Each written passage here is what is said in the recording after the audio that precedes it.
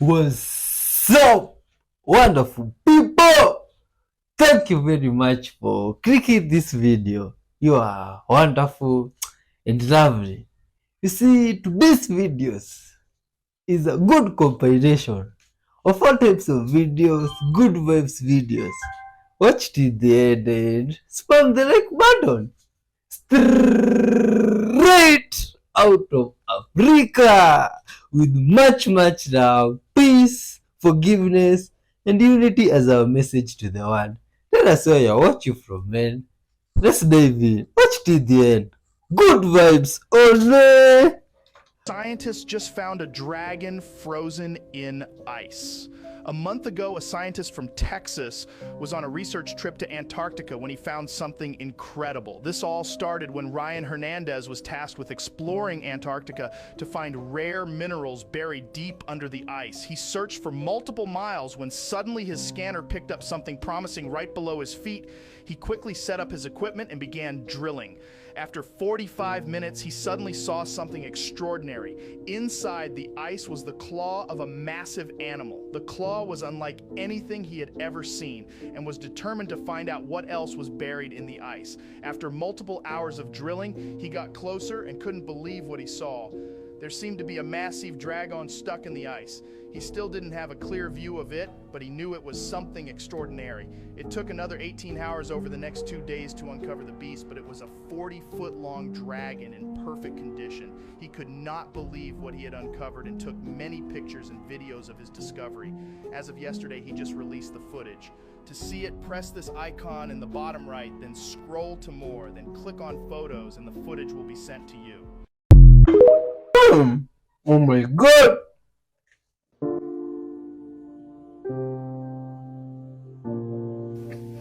And when you come into this earth, you make contracts with all of these people that you're going to try to work these things out. We get here, it's not that easy, and it doesn't always happen. We get stuck in the same rut again. What you have to do, even if the person you're angry at and have all of these bad feelings, even if they have already left the earth, if they've died, you can still release this karma.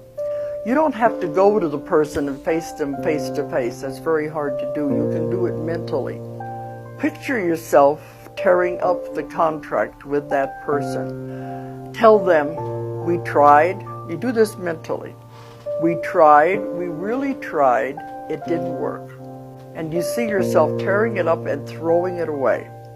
And you say, I forgive you, I release you, I let you go. That's interesting. Oh my god, what's this? Huh? Oh my god, did this guy just sew something on the skin? How is this even possible? Is this a tattoo or what is this? Oh my god. Huh? How do you do this? Oh my god. That's When crazy. you energetically let somebody go, it completely changes the energy around the situation. And so many times I've seen it where when people actually let somebody go, it allows them to bring their energy back. And then it changes the whole entire dynamic. So in this video, I'm going to show you why that is, what actually happens energetically, and what you can do about this to shift the energy, to allow yourself to be more centered and safe inside of your own frame, and ultimately also more magnetic.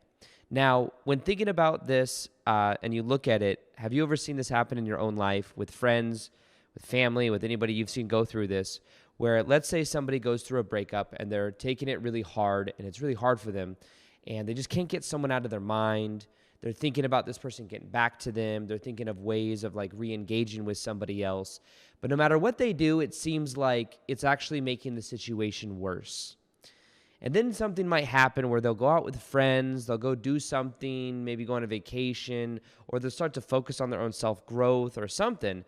And they stop investing their energy into that specific person, and then all of a sudden, the energy shifts, and that person reaches out. There's a different type of energy there, and it's almost like that person has more vibrancy and more energy. Well, what is happening energetically between these two different people is what you want to understand when it comes to letting someone go. The reason the energy changes so much when you let someone go is you stop projecting energy at them. So energetically, when you think of this, think of almost like two stick figures, and think of like a ball around these two stick figures. And this ball of energy is simply the energy field. We all have an energetic field that goes far beyond our body. And what happens is when we are thinking of somebody else, we are literally sending them energy and projecting energy at them. Now, there's an interesting thing that also happens with this, which I'll get into, where normally the person, not normally, but sometimes what might happen is the person that is the person wants space. They're literally wanting space, and they're wanting to separate from the energy. They're wanting to get back to themselves. And what happens is the more somebody's sending energy at them, they're feeling that. And anytime we think, like we live in a collective consciousness where all of us are connected. So when we think of somebody else, we project energy at them. And I know this too. I did a live event recently here in Austin. And it is so crazy. One of the guests came up, one of the participants, and she came on stage to be coached. She's like, wow. She's like, when I'm up here, I feel so high. She felt high when she was on stage. And there is something that's very often known in the speaker community of people that do live events. There's a high that happens. So it's very important for people to be in integrity because they can abuse that high, that energy, that power in a way. And what it is, though, is when many people are focused on someone, they're projecting energy at this person. Now, what happens is when we're thinking of someone continuously and we're in a relationship with somebody else, our energy fields are literally intertwined or entangled. And what happens is when we want space, we are moving that energy back to be separate. Now, what happens is if two people decide, or maybe one person decides that they're going to end the relationship and maybe somebody else is distraught about it, the more this person thinks of that person and wants things to be different, the more that is actually pulling the person to go away. It's literally repelling them. And think about the person that is thinking about this person, this other person, they're feeling resistance. They're feeling this person's maybe not responding to me, there's something wrong. This person's not coming around, there's something wrong. I want this, which means I lack this, which means this person isn't doing what I want, so it's wrong. And then that resistance is being projected at the other person because whatever we feel, other people feel.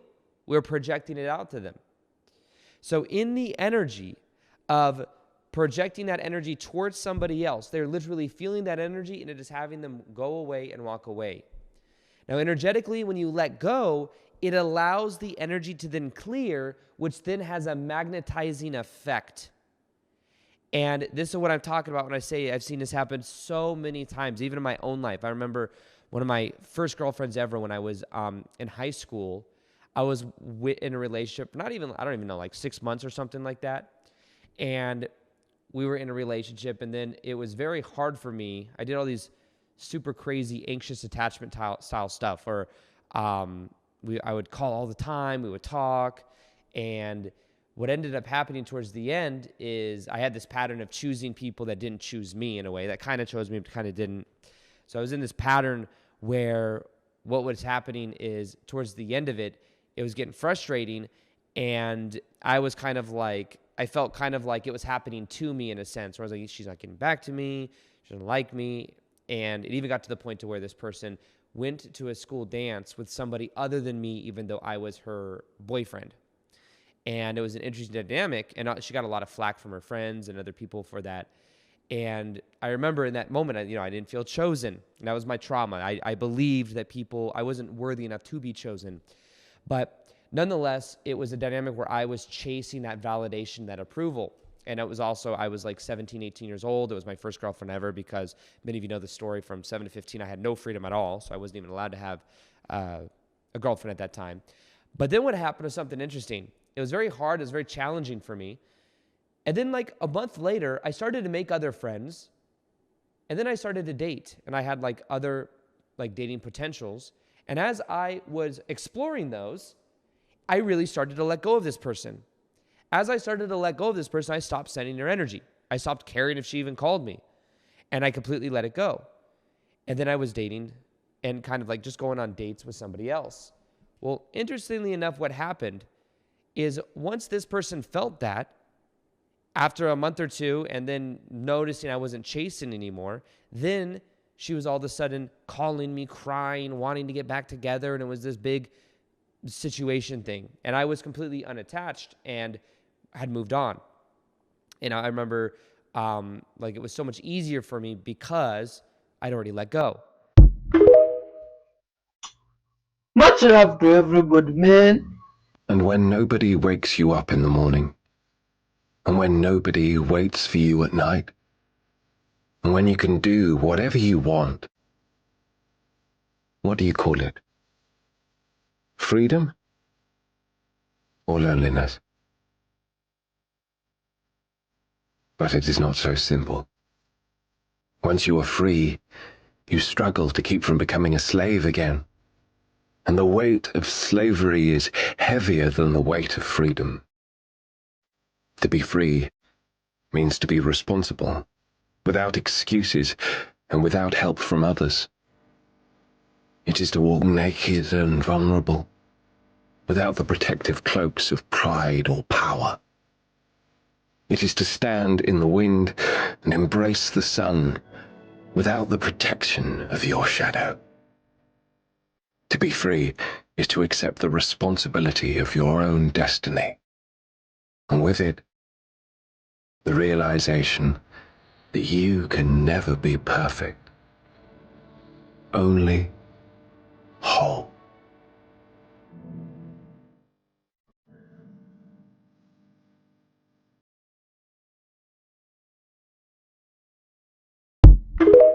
You see, much love to yourself if you have watched The up to logical this mind far. versus the intuitive mind. Which is more powerful? Definitely the intuitive mind.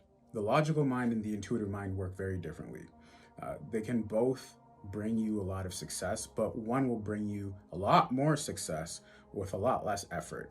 You can guess which one that is. It's the intuitive mind. Here's how they differentiate and how you can tell which one you are using. And let me make a full disclosure here. Everybody has both, right? It's just some people are more tapped into their intuitive mind than others, and we have been trained to operate solely using our logical mind and to actually doubt what our intuition tells us. But the logical mind likes to plan things, strategize, plan for worst case scenarios, which is important, but there's a lot of fear involved in using the logical mind. The intuitive mind doesn't really plan anything. It acts, and the intuitive mind is centered around the gut. It's literally a gut feeling, right? And when that feeling that you get when there's danger around the corner, that's the intuitive mind. But you can use, and this is what a lot of people don't realize, you can use the intuitive mind all the time. You can have it turned on all the time, and you can increase the strength and how powerful the signals are. But the intuitive mind just senses and it feels its way through things, right? So anytime you are in a flow state, whether you're an athlete, a business executive, a student, and you just know what to do next and you're not thinking about it, that's the intuitive mind. You can use that all the time. The logical mind, there's a lot of speech. It's a lot of inner talking, right? Anytime you feel like you're talking to yourself in your head, that's your logical mind trying to rationalize things. Your intuitive mind doesn't talk at all. It's in those moments where you have literal silence in your head, that is when you are using your intuition. And your intuitive mind, again, it just knows what to do. There's no speech involved. The logical mind needs to see steps A, B, C, and D, and it thinks it can plan the most effective and most efficient way to get from point A to point B, where you are to your desired reality. The intuitive mind, the sequence in which it operates is the simplest sequence available to you. If you operate on your intuitive mind, it is the shortest path for you to go from your current reality to your desired reality. It just knows what to do. And your intuitive mind is essentially you and your desired reality communicating back to you on what you should do. There is a version of you that is zoomed out in a different dimension, looking at you from a bird's eye view right now, coaching you and telling you what to do, right? And so a great way to unlock that intuitive mind, one of the great first steps that I like to do, that has worked for me personally is, imagine I am always talking to my future self and always receiving advice from my future self, right? On what to do next, right? And that voice, right? That voice that always provides an answer right away, that is your intuitive mind. And you can give it speech. You can give it that, you can maintain that dialogue with it until sooner than later you become one and the same with it.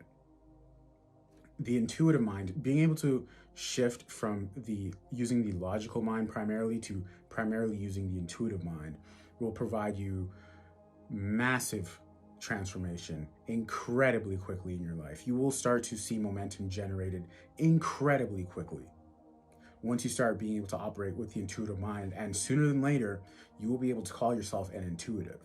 And you can tell who's an intuitive and who isn't by the way they operate. They always seem like they're in their element. They always seem like they are just churning things out, bang, bang, bang. The level of quality of their thoughts, the quality of their work, the quality of their sequencing of events is bar none. Good things just seem to happen to them. You know, they always seem to end up in the right places at the right time, but it's not, it's their intuitive mind that they're operating from, whether they know it or not. The best way to go from the logical mind to the intuitive mind in a structured way is through deep mind programming. If you want to learn more about deep mind programming, follow for more. Oh, good people. Thanks for watching up to this far, man. You are all loved and respected. Watch till the end. Meet Fred the Eagle, who just made a huge oopsie. Moments after his wife, Ethel, leaves their nest, Fred swoops in and, in a clumsy attempt at landing, accidentally crushes one of their eggs. Frozen in shock, he realizes he's in big trouble, divorce-level trouble. Looking around guiltily and relieved to find no witnesses, Fred curiously tastes the egg remnants. Surprisingly, it's not bad. After a quick scan to ensure privacy, he gobbles it up with gusto, thinking, well, it's already broken, might as well not waste it. What a practical dad. Then, Fred cleverly buries the remaining shell under some nest debris, thinking he's outsmarted everyone.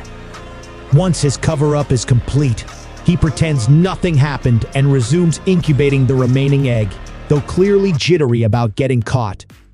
Soon, Ethel returns with a fish, praising Fred for his dedication. She coos a thank you, rewarding him with the fish. Fred, awkwardly trying to hide the evidence, reluctantly leaves the egg to join Ethel, carefully covering it with his wing. Ethel, seeing her husband's protective gesture, feels reassured and flies off again. Fred breathes a sigh of relief and quickly devours the fish. When Ethel returns, he shifts aside nervously. Ethel, sensing something's off, starts to investigate. Didn't I lay 2 eggs? She wonders. Fred, playing the clueless card, suggests Ethel might be forgetful from postpartum malnutrition and offers to fetch more fish. As he flies off, Ethel remains puzzled, suspecting something's amiss. So, did Fred get away with his accident, or will Ethel uncover the truth? Share your thoughts.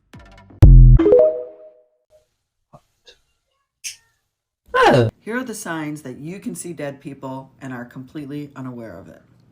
So many people walk around with this gift and they're not even using it, and they're not even aware that there are spirits all around them. Make sure you save and like this video so you can come back to it as often as you need. And if you want to go deeper into this work and be able to communicate and commune with spirits, make sure you see the link in my profile for the Spellbinders Club, because that's where I do this. Okay, here are the signs. Number 1, you see movement in the corner of your eye, in your peripheral vision. It's almost like an elusive movement. Can be in color, can be like orbs of light, or could be a rainbow, but you see it in the corner of your eye. Number 2, you see shadows move and shift without having any idea why. Number 3, you look at something, you can see that it's there, you look away and then go back, and all of a sudden it's not there. It's like you're not even sure if you even saw it in the first place. Huh. Okay. 5 strange things. 1. Let's see. Oh, these are an 8 of diamonds. In a deck of cards. What's this? Let's see what's strange. Oh, the secret of the world map. Huh. Okay, let's see. Which secret is this? Oh my god, it's a cat! How? That's pretty interesting. Huh. What? Oh. How is this even possible? Oh my god. Before wedding. Let's see. Before wedding.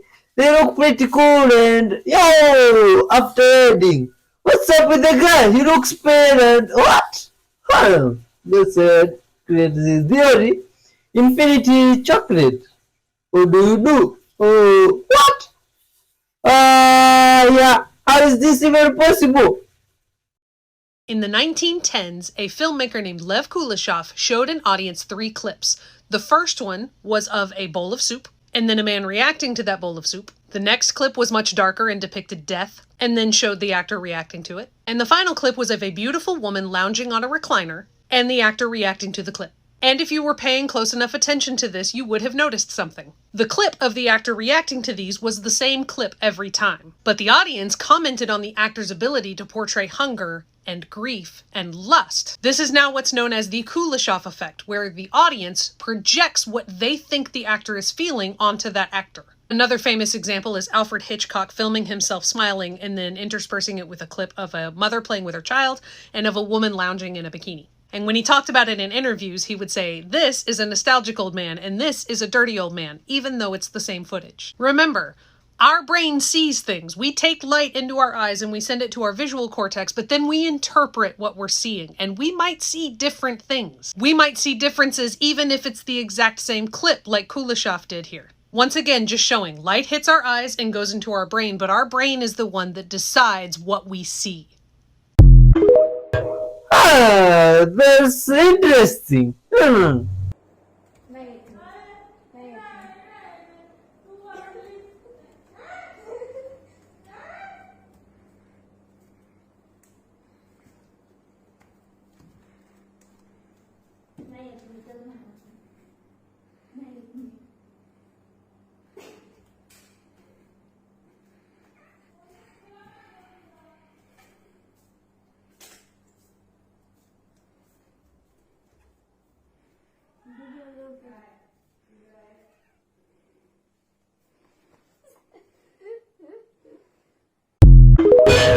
Oh, that's very beautiful Guys, and you have to see lovely. this to believe it.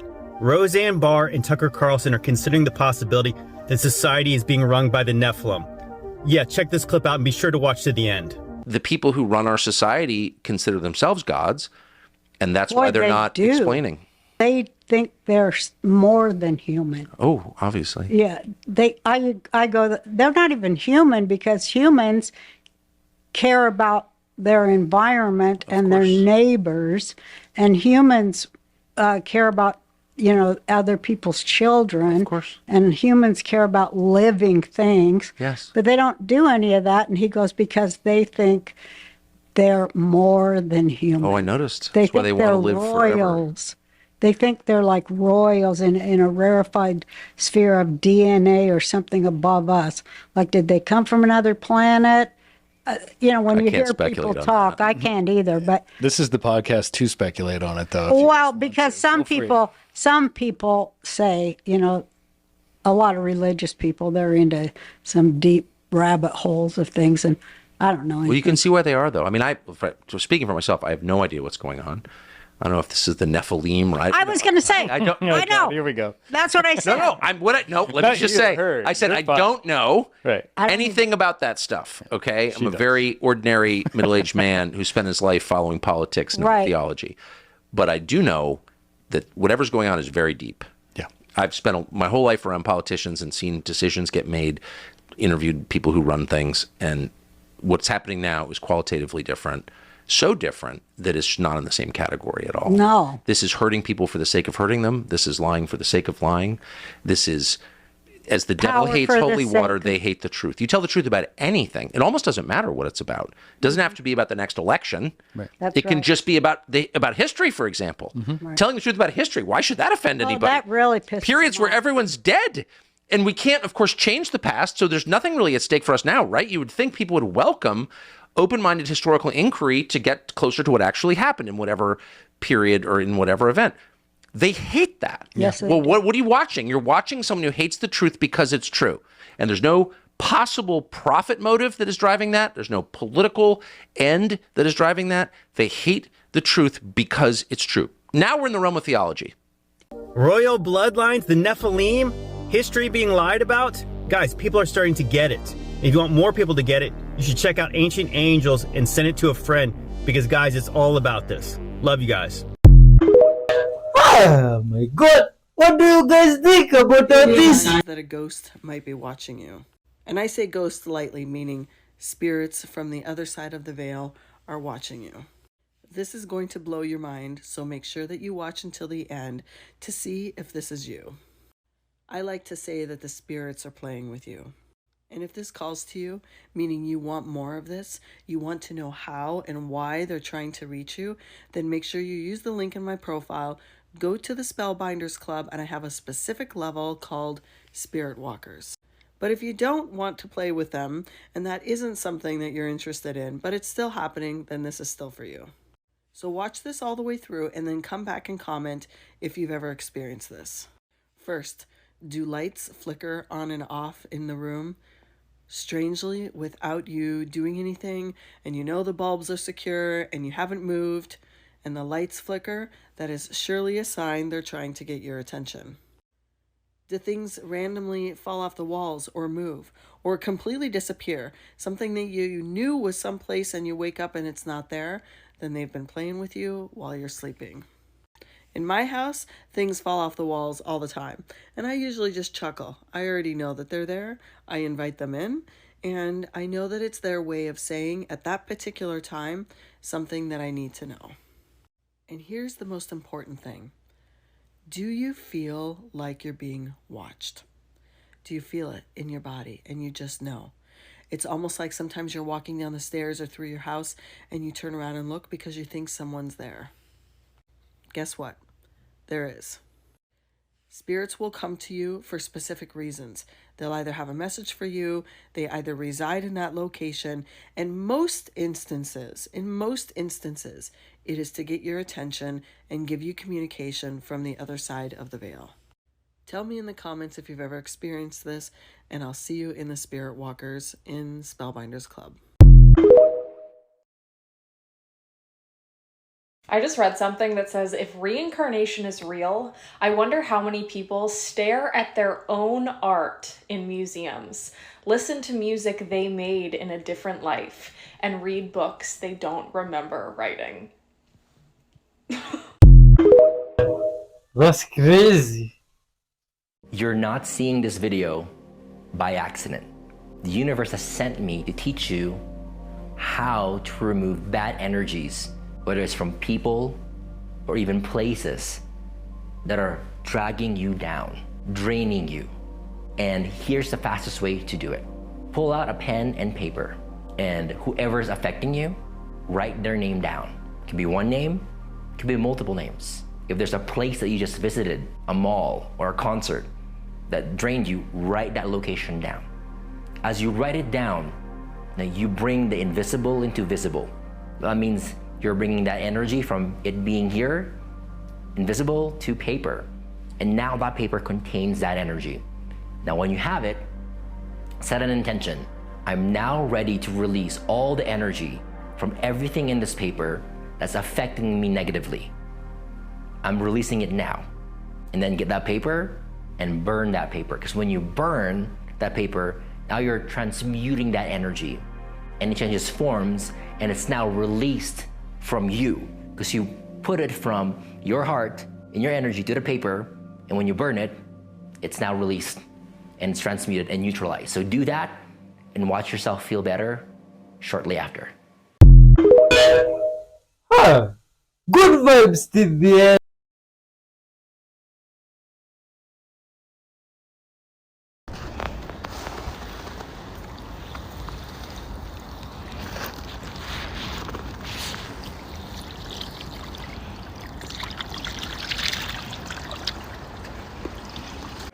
Hey, if you guys all knew about cutting hard-boiled eggs like this, and you didn't tell me, we're gonna have some serious beef. Tell me how. I got just 5 minutes. Did you? Yes. Did you know that? No. And, you know, shaking it kind of sucks. But if you just hold it and twist it, oh my God. Find anything that makes my life easier. But you just literally take them, pop them in half. You're kidding me. Pop the center in and just pull them apart. And then over top of the garbage, just dump that part out. That's it. Oh, how come I didn't know all of that stuff? Weirdest thing that made you think that God was real, and I'm not talking about believing in some kind of universal energy. I'm talking. Okay, so back 8 years ago, I had a dream that my sister was pregnant. Well, at the time, my sister was like on the streets, living on the streets. She had got addicted to drugs and stuff like that. And like we would have to go search for her and try to find her.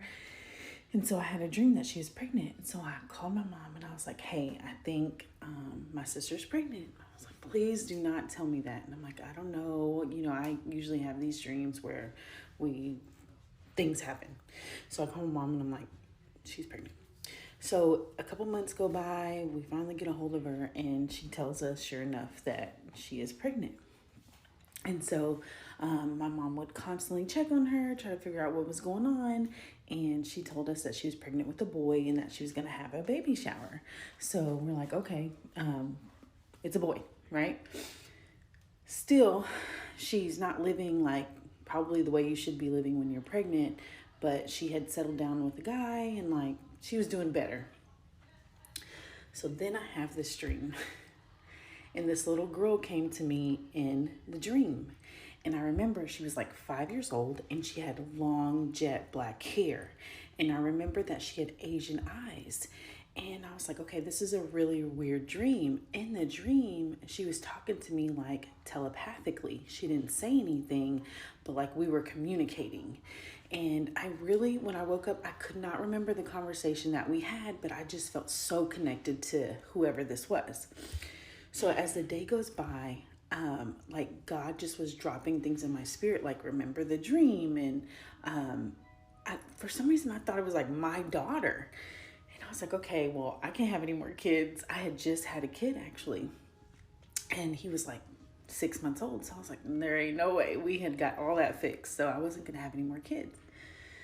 So I called my mom and I said, hey, I think my sister's pregnant with a girl. I don't think it's a boy.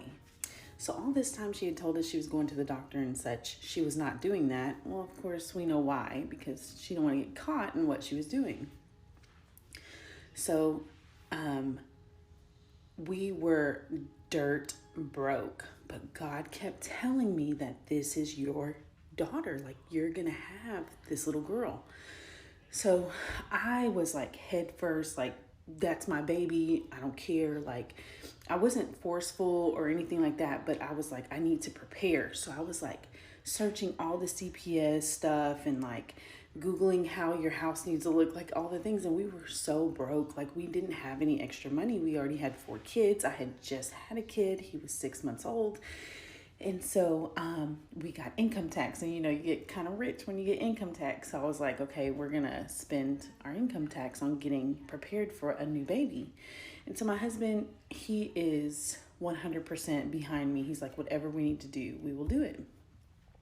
So we get income tax in like April, and then in May, I get a call that she had the baby. And by the way, this whole time we are praying, like there's no defects, nothing's wrong with the baby. I'm talking about I'm fasting.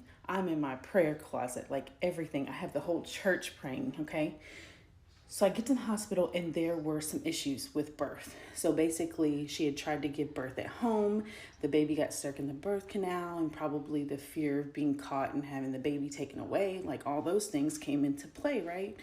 Gets to the hospital, won't tell them that she's on drugs. So like they're trying to medicate the baby and try to figure out what they can do for her to make sure that they can detox her. So the other thing is she had a disease which got into the baby's mouth and eyes. And so the doctors are telling me, we don't know if she's ever going to be able to see. She was so swollen, but she had jet black hair and Asian eyes. And I remember my mom called me and she's like, Ashley, this baby has jet black hair and Asian eyes. And I'm like, I told you, I knew. And so I'm up there every day just waiting for like tests to come back to figure out what's going on. And in these situations, they let the mom decide where the baby's gonna go. So me and my sister weren't on the best of terms. So I was like, whatever happens. And on like the third day when they released my sister, they had a conversation with her with like, hey, there was drugs in the baby's system. Where would you like the baby to go? And of course she named me, which I was shocked to my very core. So my niece, who is now my daughter, was in the hospital for 14 days detoxing off of all the things that were in her system. She is not blind. She does not have any defects in any way. She's the perfect little angel. And well, she's 8, so she's not angel, but she's perfect to me. And we named her Journey, and she's the best thing that ever happened to me. And you can never, ever tell me that God is not real. Yo, what's up, good ones, people? Thanks for watching up to this far, man. A lot of interesting good vibes video has passed, and leave a comment on what you think about them. If you have anything to say, you can always leave it in the comment section and hit the like button. In the meantime, share up from wherever you are, and caring, forgiveness, all good vibes of humans. You see, big up to yourself. You are loved and respected. Watch this video till the end, man, and keep it tuned. Let's keep watching. If you're afraid of stepping into your full spiritual gifts because you have fear around the power that you actually contain, then this message is for you. Embracing your true power and awakening your spiritual gifts means letting go of the idea of you that so many people have. That's the most important thing, is let go of what everyone has projected onto you that they think you should be and do. Because I promise you, they're wrong. Understand that a lot of fear that we have at stepping into our power and fully activating our gifts is because we are fearful of how others are going to judge us, which is the exact opposite of power. Try this. I am powerful. I am awakening my gifts, and I am building sovereignty. Which power is which power? Let's put the pants flat on a table. Make sure the waist is even on top, the bottom straight, and there's a mark.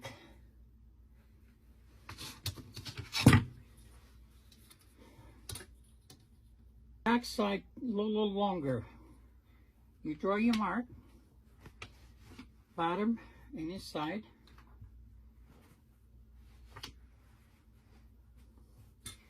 And then you leave about 2.5 inches. That's in case it's short, shrinks, or whatever. That fabric doesn't bother you. It's good to be inside in case. I wouldn't mark it or anything, just cut it.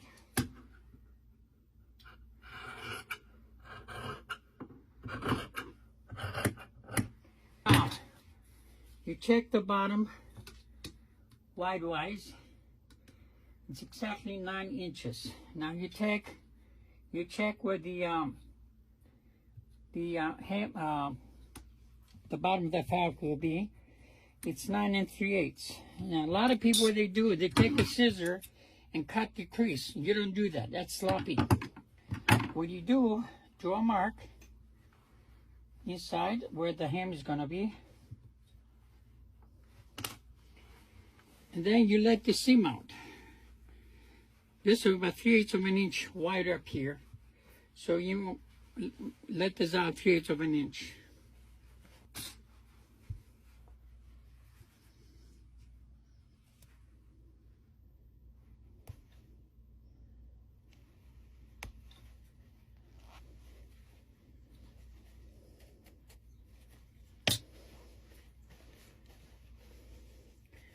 So this seam will be right there. So when you do that, you don't have wrinkles going across the pants. Now, how to take in waist.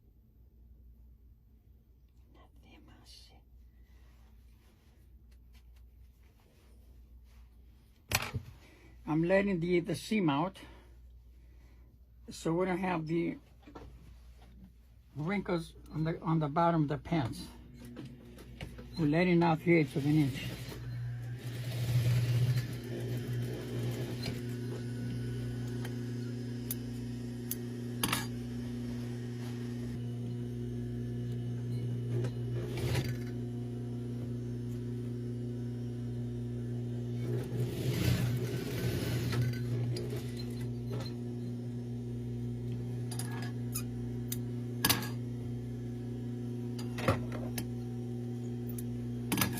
A lot of places they cut this at pinking shears. We don't. Cut it straight and put it on a serger.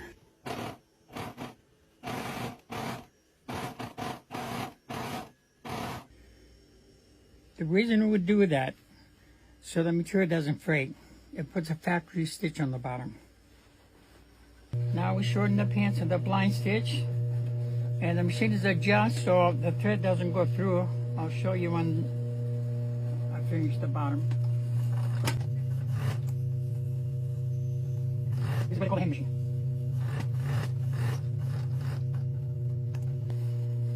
Thread does not show on the bottom.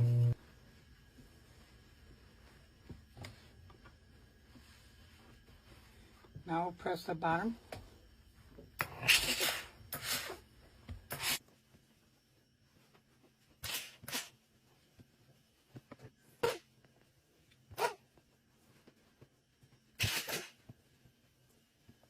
This is how we hand pants. And this is the material you leave inside. There's no cuts because I let the seam out so you don't have all those wrinkles around here. Yo, that's interesting technique. But that man, only that the tools is using from this side of the world, getting them might be hard, but it's very interesting to see someone's father or grandfather sharing information for free. Much love to them and to you as well for watching up to this far. You are loved and respected. Peace, love, and unity be with you till next time. Goodbye.